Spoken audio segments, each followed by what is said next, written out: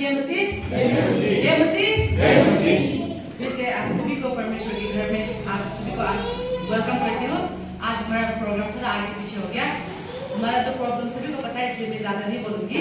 लेकिन आज जितने आए हैं सभी को आप परमेश्वर के घर में वेलकम करती हूँ। और यहाँ पे हर पार्ट टेकर्स को, स्पेशली हमारे ब्रदर हुआंगा और नूनू को थैंक यू, और हमारे उसके मम्मी को भी बहुत धन्यवाद। अभी से बच्चे को इसे प्रिपेयर करना ना, the word of God says ना, प्रिपेयर, बच्चे को जब छोटा होता है तभी प्रिपेयर करना है। तो जब वो बड़े होकर रास्ते भटक भी जाते हैं तो फिर वो दोबारा वापस आता है। परमेश्वर के वचन में क्लियरली बोल रखा है। और नूनू ने इतना अच्छा पढ़ दिया अपनी भाषा में ना, मुझे नूनू इतना क्लियरली, मिजो भाषा तो सुनने में आई कि बहुत हार्ड होगी ना, और मेरा तो मुझे खुद शर्म आ गया क्योंकि मुझे खुद अपना भाषा में पढ़ना नहीं आता है। वो पढ़ने से इतना अटक करना सांस बंद हो जाता है, क्योंकि मेरा अभी तक भी मैं प्रैक्टिस भी करना छोड़ दी, बिकॉज आई कांट। मैं इतना ट्राई करती हूँ लेकिन बहुत डिफिकल्ट है। अपना मदर लैंग्वेज ना बोलने में इजी होता है, लेकिन जब when it comes to reading Bible and all difficult हो जाता है। लेकिन इतना क्लियरली पढ़ गया, इसलिए ये प्रार्थना करेंगे कि आगे भी हमारा दूसरा जो जितने भी बच्चे वो भी इसी तरीके से आगे बढ़ते जाएंगे, और परमेश्वर आपके और आपके परिवार को आशीष करे। और हमारा आज का प्रोग्राम भी आजकल हमारा रिपीट थोड़ा सरप्राइज प्रोग्राम जैसा होते जा रहा है हमारे अंदर का प्रोग्राम की वजह से। जिनका नाम प्रोग्राम में होता है वो लोग नहीं आ पाए, और कोई बीमारी की वजह से भी हम लोग उनको सबको प्रार्थना में याद करेंगे। आज यहाँ पे हम लोग straight to the word of God हम लोग जाएंगे, जो कि है 2 Samuel chapter 6 verses 6 and 7। Specially हम पूरा वर्स पढ़ेंगे, लेकिन 6 and 7 में हम लोग मेनली फोकस करेंगे।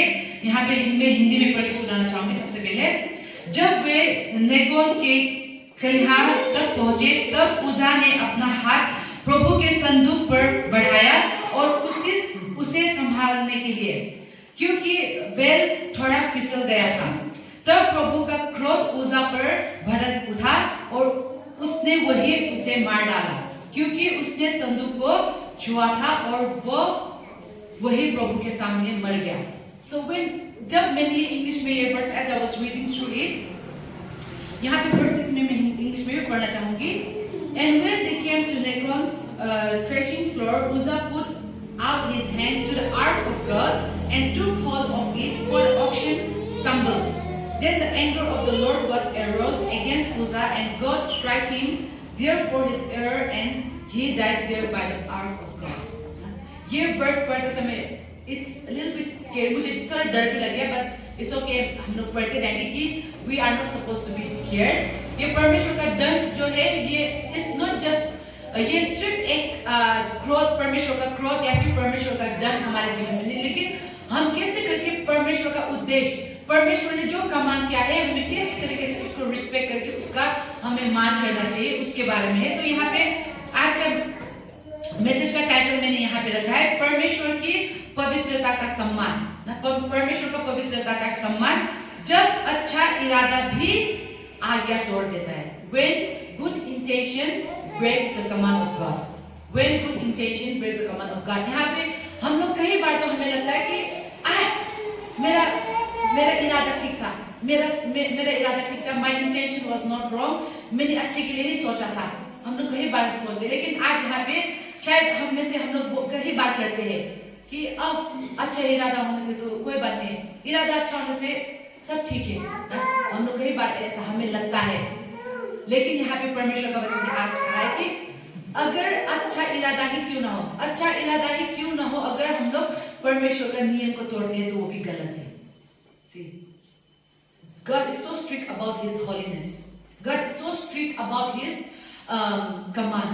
उसने जो बोला है, उसने जो इरादा दिया है, वो अपना पवित्रता का मान करने के लिए, हमें उसका पवित्रता का मान करने के लिए उसमें यहाँ पे it's all about the respecting God's command.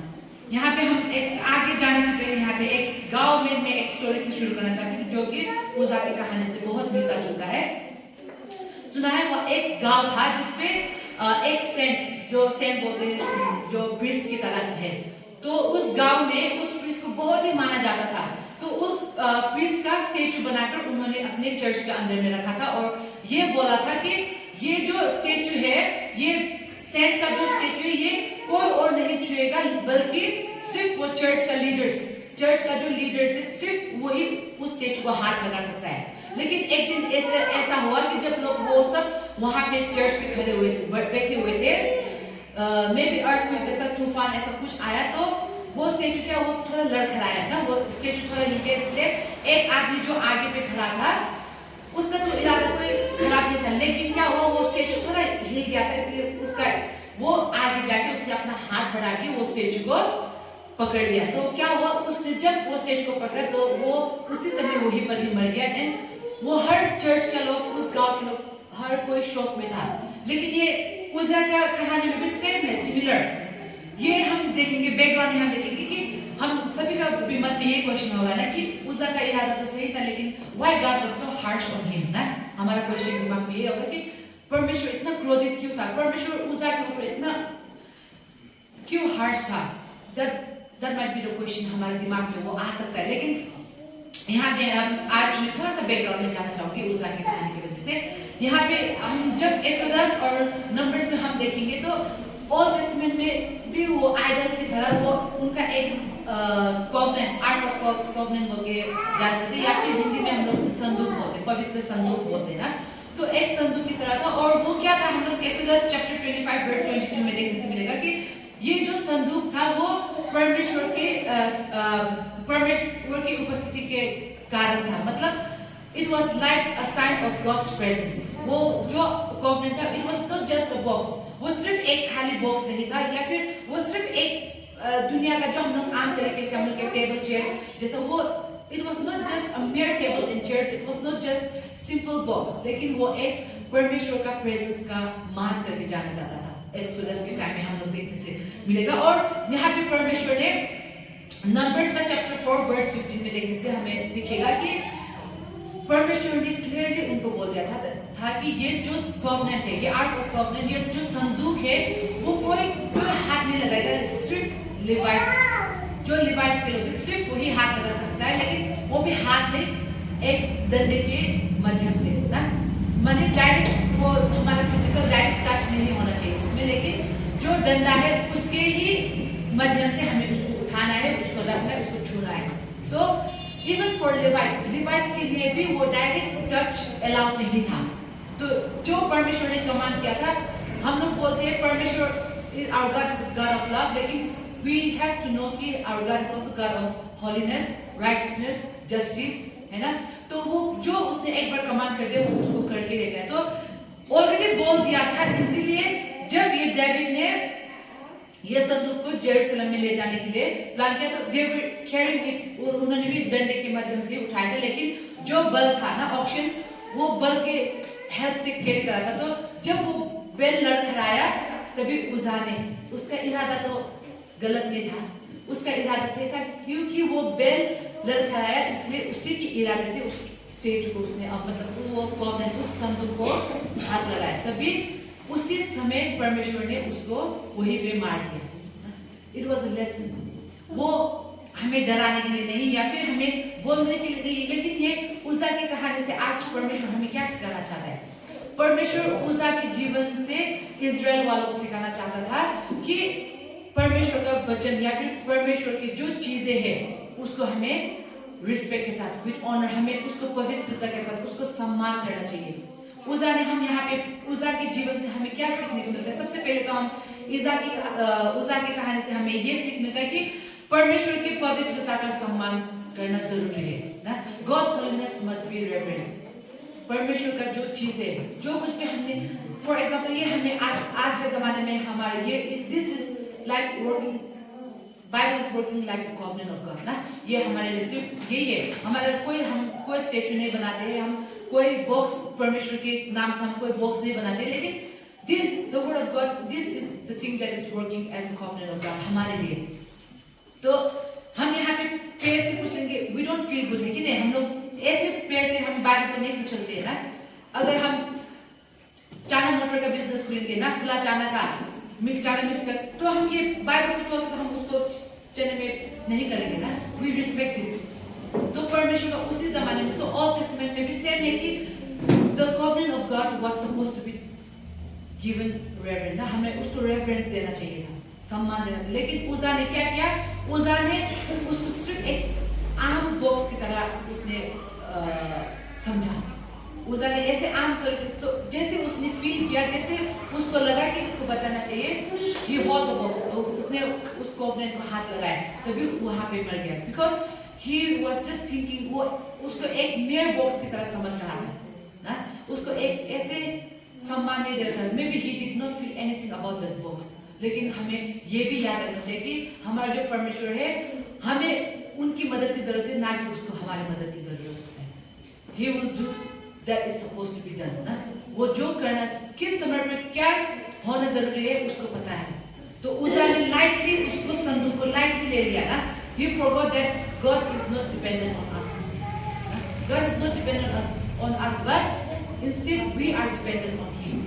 तो उजा ने वो शायद उसके दिमाग में वो भूल गया। यहाँ पे आज हम दूसरा एग्जाम्पल में यहाँ वहाँ का नहीं देना चाहूँगी। यहाँ पे हम लोग फौजी लोग हैं ना, हमारा ब्रदर्स लोग यहाँ पे है। So आप लोग जब ये यूनिफॉर्म पहनते हो, when there is a special occasion, आप लोग ये वाला यूनिफॉर्म पहनते हो, तो आप उसको आयरन करते हो ना। आप ऐसे कचक ये ऐसे बिना आयरन करके आप लोग नहीं लगाते हो। आप लोग उसको आयरन करते हो, उसको अच्छे से करके आप हैंग करते हो। कल सुबह लगाना है तो आज रात को आप लोग आयरन करके उसको रखते हो।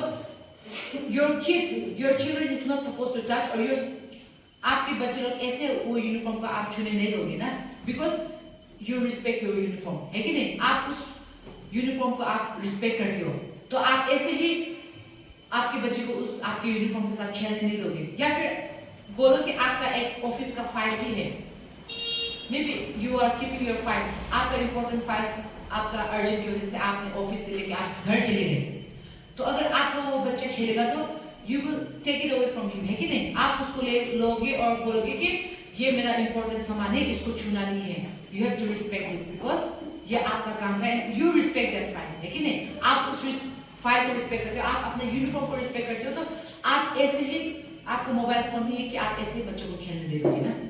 तो उसी तरीके से यहाँ पे परमेश्वर का वचन को भी हमें उसी तरीके से, जैसे आप अपनी यूनिफॉर्म को रिस्पेक्ट करते हो, उससे कई ज्यादा हमें परमेश्वर का कमान को हमें सम्मान करना चाहिए। परमेश्वर का हम कमान को लाइटली ले रहे।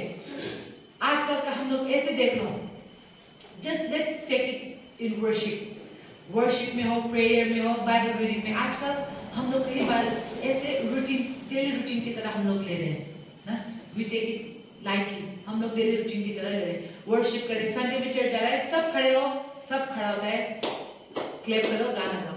There is no respect, या फिर there is no personal connection with God. वो connection आपके वो परमेश्वर के साथ नहीं है। Just because everyone is standing, you are singing. Now you are also standing. क्यों? सब खड़े हो रहे इसलिए आप खड़े हो रहे, सब गाना गा रहे इसलिए आप गाना गा रहे हो, सब क्लैप कर रहे इसलिए आप क्लैप कर रहे हो, सब प्रार्थना करेंगे एक साथ, आंख बंद करके सब प्रार्थना करें, लेकिन आपका वो कनेक्शन परमेश्वर के साथ कितना गहरा है? How much आप कितना वो सम्मान देंगे परमेश्वर को, सीरियसली उस प्रार्थना को कितना सीरियसली ले रहे हो आप, उस वर्शिप को कितना सीरियसली आप ले रहे हो, परमेश्वर का वचन पढ़ते समय आप कितना सीरियसली ले रहे हो? That matters. सिर्फ बाहर से खुला हवा से नहीं चलेगा, लेकिन the connection matters, the word of God matters. जब तक हम परमेश्वर का वचन को लाइटली लेंगे, तब तक there will be no changes in us. हमारे अंदर में कोई चेंजेस नहीं होगा, हम कुछ फील नहीं करेंगे। But the moment आप जब जिस समय आप परमेश्वर का वचन का सम्मान करने लगोगे, सही समझ आपको परमेश्वर का वचन का सही समझ आ जाएगा, तब आप खुद को पता चल जाएगा ये परमेश्वर का वचन को कितना सम्मान देना चाहिए, परमेश्वर का प्रार्थना में हमें कितना समय देना चाहिए और कितना परमेश्वर को सम्मान देना चाहिए, वो समझ हमारे अंदर में आ जाए।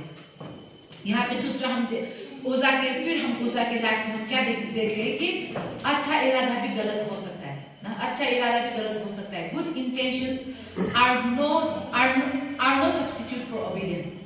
आप जितना भी आपका गुड ओबीडियंस, आप जितना भी आपका गुड इंटेंशन हो, आपका इरादा कितना भी सही हो, अगर वो परमेश्वर का कमांड के हिसाब से, अगर वो परमेश्वर का वचन का अनुसार नहीं है, तो that means you are breaking the law, है कि नहीं? You are breaking the command of God.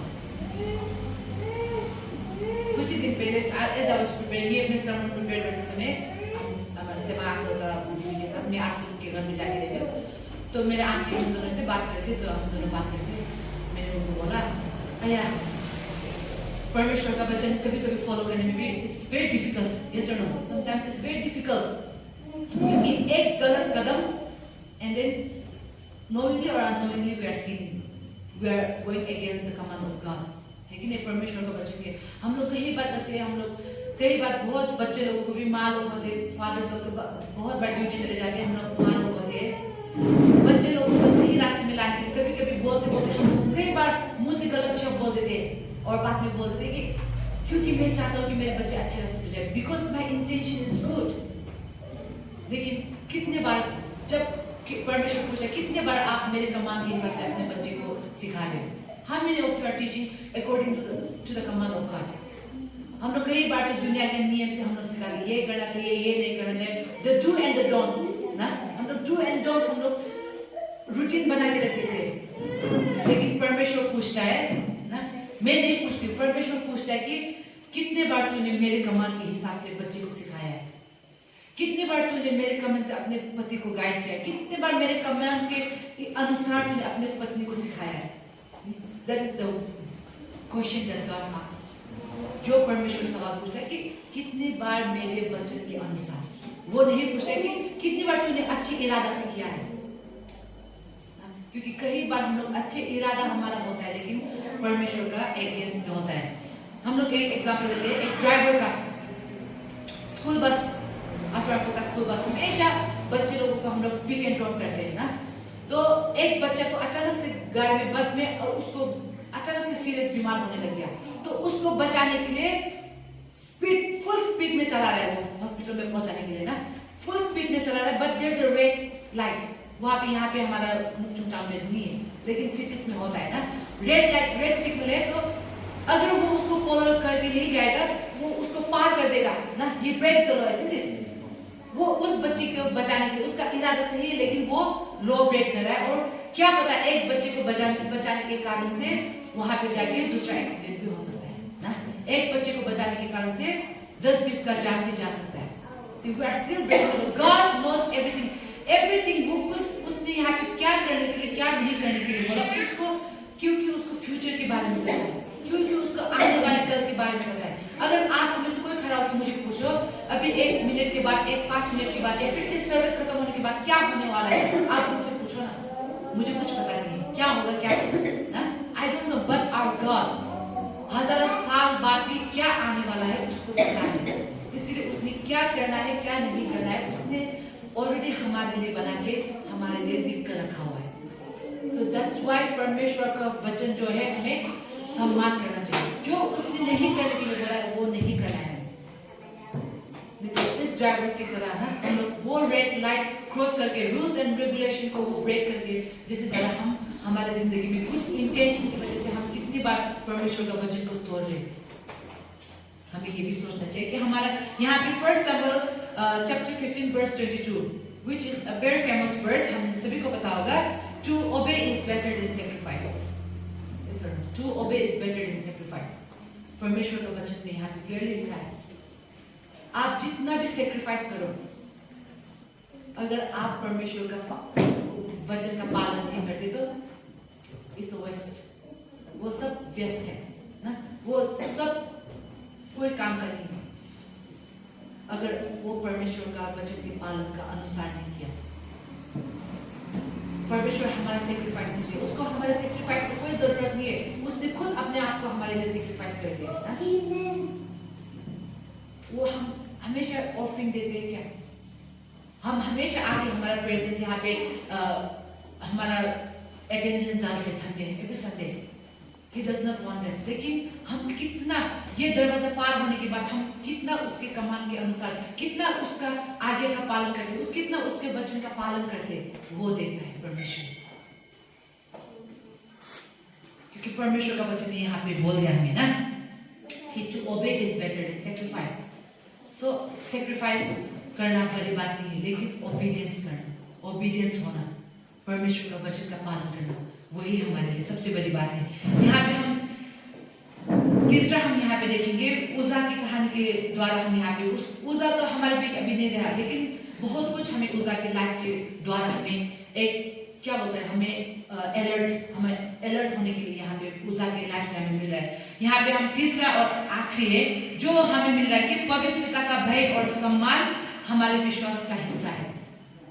Last में हमने सर्मन में भी कहा था ना कि परमेश्वर का वचन to fear the beginning of wisdom ना, fear is the beginning of wisdom, to fear the Lord is the beginning of wisdom। तो जब तक परमेश्वर का भय हमारे मन में नहीं होगा, जब तक परमेश्वर का वचन का, परमेश्वर का पवित्रता का सम्मान हमारे मन में नहीं होगा, तब तक हमारा विश्वास हिलता ही रहेगा, हमारा विश्वास स्ट्रॉन्ग नहीं रहेगा।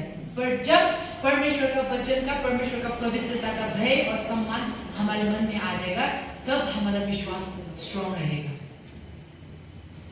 क्या पता उस दाने जब ये किया था, may be he was just taking, उसके लगा हुआ है कि ये आर्ट, ये संदूक इसने जस्ट ऑर्डिनरी चीजों की तरह लिया था उसने। परमेश्वर का वचन उसका मन में नहीं था, शायद परमेश्वर का पवित्रता का उसका कोई इज्जत नहीं था, उसने ऐसे हवा में ले लिया था। लेकिन आज उसकी कहानी के द्वारा आपको और मुझे अलर्ट होने के लिए कि परमेश्वर का वचन का, परमेश्वर का चीजों का सम्मान करना है। ये परमेश्वर का चर्च है, गलीशिया ना हम लोग बोलते हैं हिंदी में, परमेश्वर का ये चर्च है बोलते हैं। आप यहाँ पे आके तो यहाँ पे कुछ बिजनेस, अब बाहर का कुछ बिजनेस नहीं करोगे, लेकिन नहीं, यहाँ पे क्या, हम क्यों आते हैं? हम यहाँ पे प्रार्थना करने के लिए आते हैं, परमेश्वर का महिमा करने के लिए आते हैं।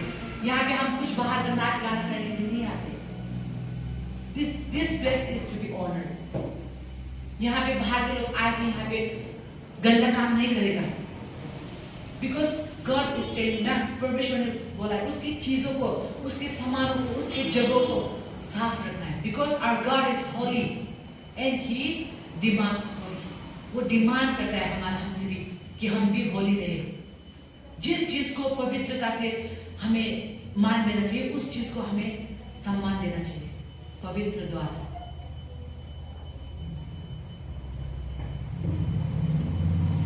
जब एक इलेक्ट्रिशियन कभी तो वो लो लाइट लोग जो जिसमें ज्यादा पावर नहीं होता है, उसमें तो इलेक्ट्रिशियन लोग खाली हाथ में छूते हैं ना। लेकिन वो जब पावर ज्यादा होता है तो इवन फॉर देम, वो लोग भी वो खाली हाथ से नहीं छूना अलाउ नहीं है। और फॉर अस तो, मुझे तो थोड़ा भी लाइट के आसपास में करंट बहुत जल्दी लग जाता है मुझे ना। दैट्स व्हाई एवरीथिंग, हर चीज के लिए हमें डू और डोंट्स ये होता है हमारे जीवन में ना। अगर आप खाली उस इलेक्ट्रिक के अंदर उंगली घुसाओगे तो आपको करंट लगेगा ना। That's why even these things are to be honored। किस चीज को किस द्वारा करना है, हमें उसी हिसाब से चलना चाहिए। हमें हर चीज को खाली ऊपर से नहीं लेना चाहिए, हमें हर चीज को नजरअंदाज नहीं करना चाहिए। अब एक गाड़ी आएगा, मैं रनिंग में स्मार्ट हूं तो मैं ऐसे गाड़ी रश आ रहा, मैं इसमें अप डाउन करती रहूंगी, मैं नजरअंदाज कर रही हूँ, क्या कर रही हूँ, मैं उसको ऊपर से ले लूँ ना, उसको सम्मान नहीं करूँ, आके मुझे कुचल देगा, लेकिन नहीं। तो हमें परमेश्वर का वचन इन सब चीजों से ऊपर है। परमेश्वर का वचन, अगर हम छोटे छोटे चीजों को मान करते, छोटे छोटे चीजों को हम एवरीथिंग हम क्वेश्चन से हम लोग करते हैं ना, उसका अनुसार रूल्स एंड रेगुलेशन के हिसाब से करते, तो परमेश्वर का वचन तो इन सभी चीजों से ऊंचा है। तो हमें इन सभी चीजों से भी परमेश्वर का वचन सबसे ऊंचे में लेना है। लेकिन हम लोग क्या करते हैं, हम लोग लाइटली लेते हैं, because we are so much focus on the merciful forgiveness of God. आजकल के जमाने में कई लोग क्या करते हैं, कई प्रीचर्स लोग करते, सब नहीं करते, बट कई प्रीचर्स लोग सिर्फ परमेश्वर का प्रेम के बारे में बात करते, बट मेनी ऑफ अस हम लोग परमेश्वर के पवित्रता के बारे में सिखाना भूल जाते हैं, परमेश्वर के जस्टिस के बारे में सिखाना भूल जाते हैं। तभी हम लोग क्या करते हैं, क्योंकि परमेश्वर तो प्रेम वाला है ना, because God is love, because God is a God of forgiving, a God of forgiveness. वो तो मुझे माफ कर देगा, वो तो मुझे प्यार करता है, इसी पे अटके हुए हैं। बट डोंट फॉरगेट कि परमेश्वर होलीनेस, वो हमसे पवित्रता चाहता है। आज की दुनिया में कई लोग देखो, when they are in relationship ना, वो लोग जो रूल्स एंड रेगुलेशन उनको पार नहीं करना चाहिए, वो अपना दरिया पार कर देते हैं, लेकिन they are still married। वो लोग सिर्फ वेडिंग वो लोग चर्च के अंदर में कर रहे, कई लोग करते हैं ना। So we need परमेश्वर का वचन को हमें हल्के से नहीं लेना चाहिए। वो आज कुछ नहीं किया, परमेश्वर ने मैंने तो ये गलत काम किया था, लेकिन परमेश्वर ने मुझे कुछ नहीं किया। लेकिन आने वाले दिन में आने वाले दिन के लिए हमें सोचना चाहिए। हम लोग फॉरगिवनेस, ग्रेस के बारे में बात करते हैं, लेकिन let us know that our God is also a God of holiness, our God is also a God of justice। हमारा वो न्याय भी करता है, प्रेम करता जरूर है, माफी करता जरूर है, लेकिन वो न्याय भी जरूर करता है। इसलिए परमेश्वर हमसे डिमांड करता है कि हम भी पवित्र रहे, क्योंकि वो पवित्र है, हम भी पवित्र रहना चाहिए। हमें भी, क्योंकि वो राइचियस गॉड है, हमें भी राइचियस जीवन जीना चाहिए। यहाँ पे आज उजा के लाइफ से पहले जैसे हमने शुरुआत में देखा कि उजा ने कुछ इंटेंशन, गलत इंटेंशन से तो उसने नहीं छुआ था, लेकिन परमेश्वर ने उसी समय वहीं पर उसको मार दिया ना। उस सिर्फ वो पार्ट सुनने से तो डर लगता है, लेकिन when we look forward, हम जब उसको आगे देखते, आगे बढ़ते जाते से हम लोगों को देखेगा कि उजा की कहानी सिर्फ एक दंड का कहानी नहीं है, लेकिन इट इज अबाउट प्रिंसिपल ना। ये एक नियम का कहानी है हमारे जीवन में। हमें हर चीज में नियम के अनुसार चलना चाहिए। जो परमेश्वर ने हमें करने के लिए कहा उसे करना चाहिए, जो परमेश्वर ने हमें नहीं करने के लिए कहा हमें वो नहीं करना चाहिए। God's word, परमेश्वर का वचन जो है, हमें सम्मान के अनुसार चलाना चाहिए हमारे जीवन में। तो आज यहाँ पे जितने लोग हमने यहाँ पे हम लोग कई बार हमने किया होगा गुड इंटेंशन की वजह से, लेकिन आइए हम लोग आज से लेकर हम लोग कोशिश करते हैं कि whether the things that you are about to do ना, आप जो करने वाले अच्छे काम के लिए जो करने जा रहे हो, वो परमेश्वर के वचन से वो मिलता है कि नहीं है। परमेश्वर वो करने के लिए आपको बोल रहा है कि नहीं है।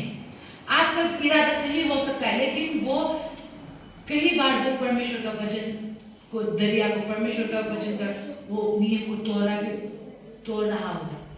तो हमें उसको देखना चाहिए कि before doing anything good, let us make sure it is guided by the word of God। परमेश्वर का वचन से वो हमारे जो काम है वो परमेश्वर का वचन से गाइड किया गया काम होना चाहिए, ना कि हमारे मन मर्जी से। क्योंकि मुझे लगता है कि ये अच्छा काम है, क्योंकि मुझे लगता है कि उसको बचाना चाहिए, क्योंकि मुझे लगता है कि मुझे इस जगह में जाना चाहिए, क्योंकि मुझे लगता है कि इस जगह में मुझे खड़ा होना चाहिए, क्योंकि ये अच्छा है। लेकिन पूछो ये परमेश्वर की नजर में अच्छा है कि नहीं है, ये परमेश्वर के वचन के अनुसार ये अच्छा है कि नहीं है, ठीक है कि नहीं है। Everything that we do must be guided by the word of God। ये है आज का वचन। इसलिए हम लोग कोशिश करेंगे आज से जो भी हम लोग गुड इंटेंशन, हमें लगता है कि ये गुड इंटेंशन के लिए, अच्छे काम के लिए, तो सबसे पहले हम खुद को सवाल करते हैं कि ये परमेश्वर का वचन के अनुसार है कि नहीं है। और let's make sure that every good things, every good intention that we do is always guided by the word of God। ये वचन देखिए, परमेश्वर का वचन यहाँ पे समाप्त करती हूँ। May God bless us all।